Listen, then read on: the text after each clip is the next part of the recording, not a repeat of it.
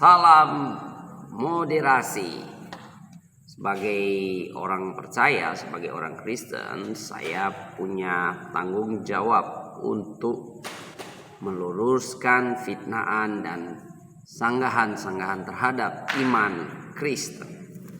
Dalam hal ini di luar sana banyak yang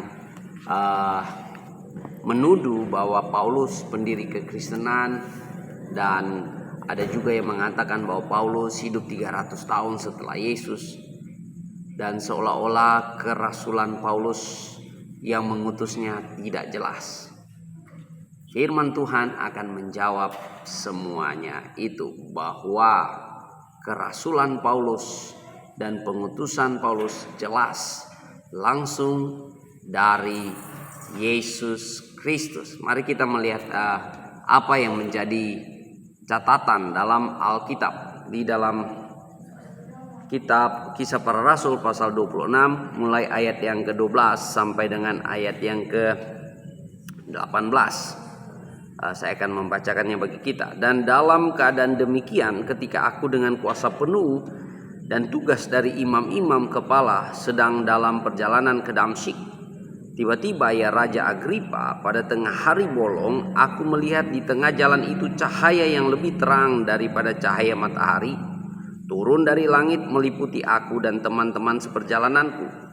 Kami semua rebah ke tanah, dan aku mendengar suatu suara yang mengatakan kepadaku dalam bahasa Ibrani, "Saulus, Saulus, mengapa engkau menganiaya aku?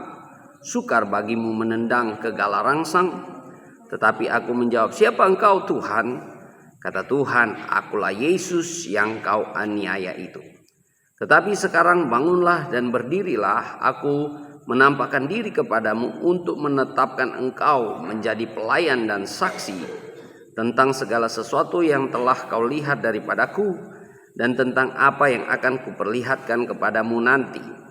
Aku akan mengasingkan engkau dari bangsa ini dan dari bangsa-bangsa lain, dan aku akan mengutus engkau kepada mereka untuk membuka mata mereka, supaya mereka berbalik dari kegelapan kepada terang, dan dari kuasa iblis kepada Allah, supaya mereka oleh iman mereka kepadaku memperoleh pengampunan dosa dan mendapat bagian dalam apa yang ditentukan untuk orang-orang yang dikuduskannya." Haleluya. Jadi saudara, kerasulan Paulus sangat jelas. Kerasulan Paulus bukanlah diutus dari gua-gua yang tidak jelas dari mana asalnya, tapi kerasulan Paulus jelas diutus langsung oleh Yesus Kristus. Ketika dia dalam pengalaman rohaninya, dia sedang dengan giat-giatnya membunuh orang-orang Kristen. Dia meminta surat kuasa dari para imam-imam untuk mengadakan perjalanan ke Damsyik untuk membunuh orang-orang Kristen. Dan dalam perjalanan itu di siang hari bolong, dia mengalami pengalaman supranatural.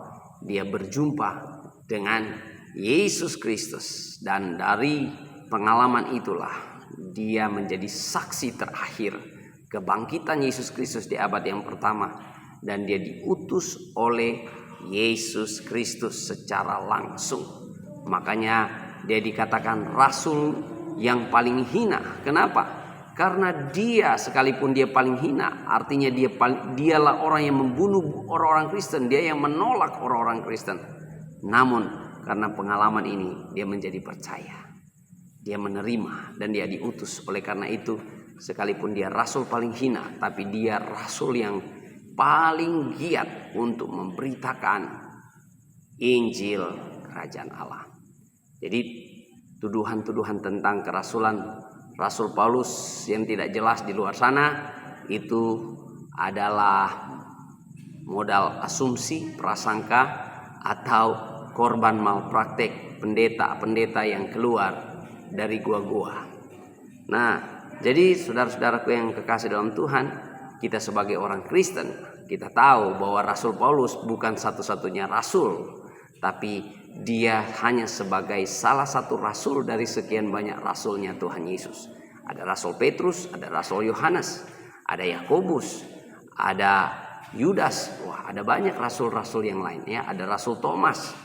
Jadi saudara, untuk mengatakan bahwa Rasul Paulus pendiri kekristenan itu sangat tidak logis dan tidak masuk akal. Lagi pula Rasul Paulus bukanlah pemimpin gereja abad pertama.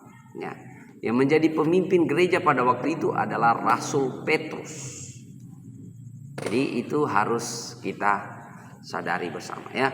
Puji Tuhan, Tuhan Yesus memberkati. Mari kita tetap kuat iman di dalam Tuhan. Kita tidak tergoncangkan oleh para polemikus di luar sana yang berusaha sedemikian rupa agar mengacaukan keimanan kita dalam Alkitab. Tapi Alkitab selalu menuntun kita, karena Alkitab tidak perlu topangan kitab-kitab yang lain. Puji Tuhan, Tuhan Yesus memberkati. Semangat, semangat.